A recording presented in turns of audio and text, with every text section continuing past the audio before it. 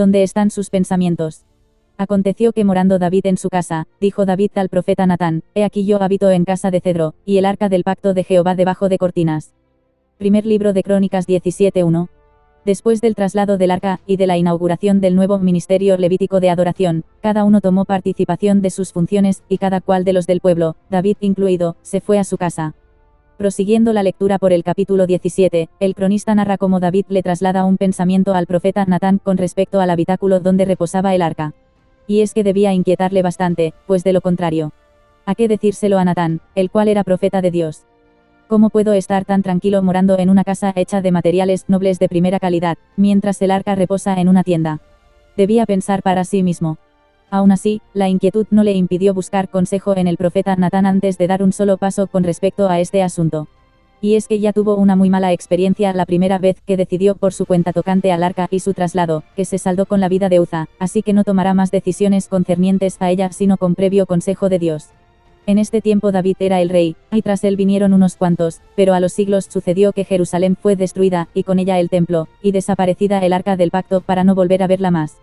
Después de 70 años deportados a Babilonia, Dios permitió que pudieran volver a Jerusalén para reedificar el templo y la ciudad, reuniendo a su remanente para retomar las funciones, ya no como nación, por cuanto todo el territorio estaba sometido al dominio medo-persa, pero en vistas a la promesa de quien vendrá a tomar su trono para siempre. Y habiendo Dios dispuesto todo, incluso el favor de los reyes paganos dominantes, para que el pueblo pudiera volver libremente y levantar de nuevo la casa de Dios, los israelitas, encabezados por Zorobabel, se amedrentaron a causa de las amenazas de los territorios vecinos, dejando en stand-by la reconstrucción del templo.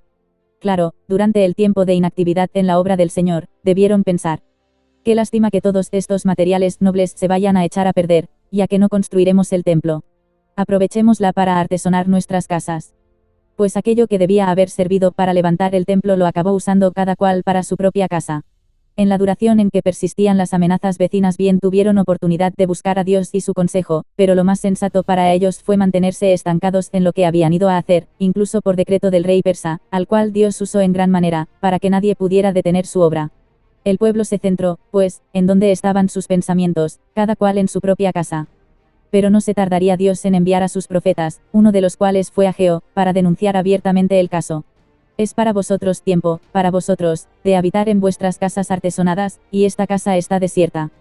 Pues así ha dicho Jehová de los ejércitos: meditad bien sobre vuestros caminos, sembráis mucho, y recogéis poco, coméis, y no os saciáis, bebéis, y no quedáis satisfechos, os vestís, y no os calentáis, y el que trabaja a jornal recibe su jornal en saco roto.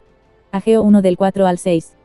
Con la llamada de atención se consiguió que Zorobabel retomara la obra del templo, que pudo ser levantado sin que las tantas amenazas que el pueblo temía llegaran a materializarse. Porque se trataba de una obra ordenada, preparada y amparada por Dios, la cual nada ni nadie pudo frustrar. Con la reprimenda de Ageo dilucidamos que había insatisfacción generalizada en el pueblo, y sensación entre sus hombres como de desamparados. Y es que cuando el pensamiento del hombre se sitúa en él mismo, y en lo terrenal y pasajero, la prosperidad de él es vana, y nunca se sentirá satisfecho, a menos que su conciencia esté cauterizada, lo cual es peor aún, pues no habrá quien le saque del error.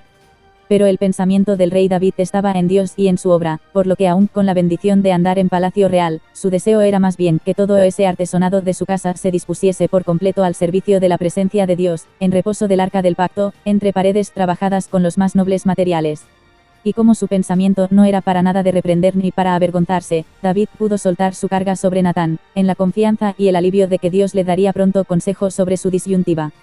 Pero cuando nos ensimismamos en lo que no concierne a Dios, ¿a qué pedirle consejo? Pues no lo hacemos, y cargamos el corazón de descontentos.